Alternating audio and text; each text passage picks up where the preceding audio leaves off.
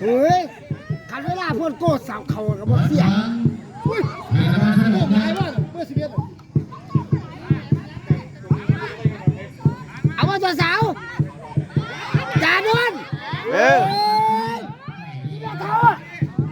ปล่อยไปทางไหนกับปล่อยไป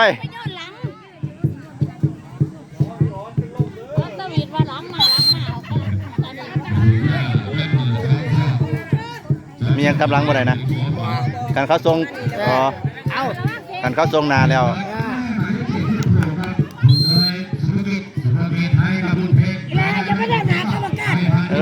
หาเรื่องกรรมการบ่เห็นบ่กรรมการยกมัดใส่หรอ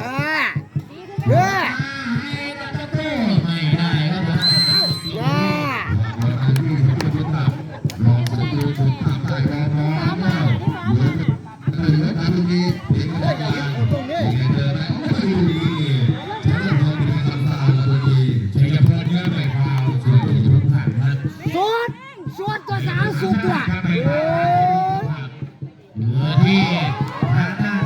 ไปเลยไปเ